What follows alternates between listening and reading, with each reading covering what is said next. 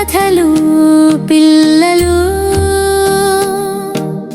ఈరోజు మనం నేర్చుకోబోతున్నది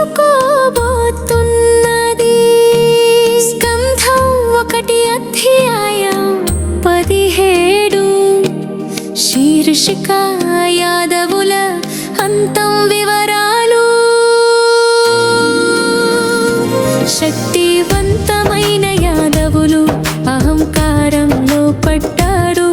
శ్రీకృష్ణుడు ద్వారకలో రాజులా ఉండేవాడు. ఆయన వంశం యాదవ వంశం.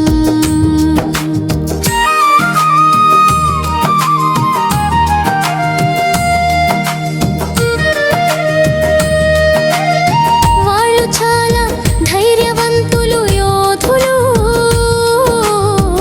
ఆధ్యాత్మికత ఉన్నవారు. కానీ కాలక్రమేణా వాళ్లకు అహంకారం వచ్చేసింది.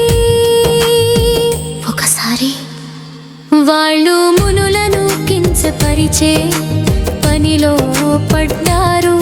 అతి వినయం లేకపోతే ఆ శక్తి కూడా శాపంగా మారుతుంది. శాపం వల్ల యాదవుల మధ్య కలహం. మునులు శాపం ఇచ్చారు.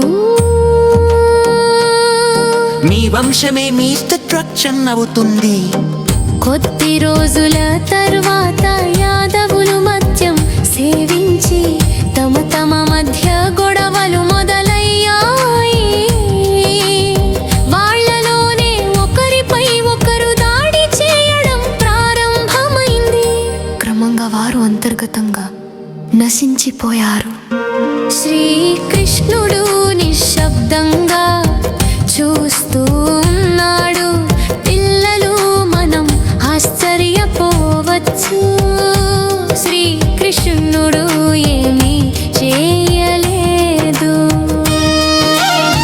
ఎందుకంటే అతడు కాలచక్రాన్ని నిలిపేయలేడు.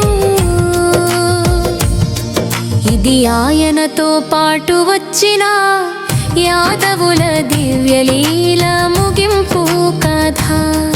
అతడు తెలుసుకున్నాడు, ఇది నా లీల ముగింపు. ఇప్పుడు ఈ శరీరం ద్వారా నా పని పూర్తవుతోంది. ధర్మానుబంధంగా ముగింపు.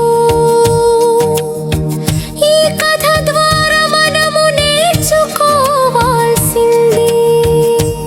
ఎంత శక్తివంతులైనా వినయం కోల్పోతే నశిస్తారు.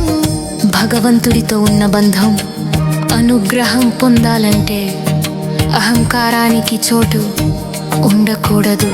శ్రీకృష్ణుడు కూడా ఈ ప్రపంచంలో తన లీలలు ముగించడానికి ఘట్టాన్ని ఉపయోగించాడు. కథలో బోధన ఈ అధ్యాయం మనకు చెబుతుంది. అహంకారం కలిగితే వినాశనం దగ్గరలోనే ఉంటుంది. దేవుడితో ఉన్న సంబంధాన్ని గర్వంగా కాకుండా వినయంతో, శ్రద్ధతో పెంచుకోవాలి. శక్తిని మంచి పనికే ఉపయోగించాలి. జీవితంలో స్వీయ నియంత్రణ చాలా ముఖ్యం. పిల్లలకి ప్రశ్నలు, యాదవులు ఎందుకు నశించిపోయారు?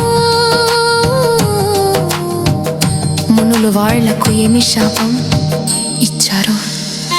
శ్రీకృష్ణుడు ఎందుకు నిశ్శబ్దంగా ఉన్నాడు? మనం ఈ కథలో ఏమి నేర్చుకోవాలి? శక్తి ఉండటం కన్నా వినయం ఉండడం ముఖ్యం. దేవునితో ఉన్న బంధాన్ని గర్వంగా కాకుండా ప్రేమగా కొనసాగించాలి. అహంకారానికి దారి తీస్తే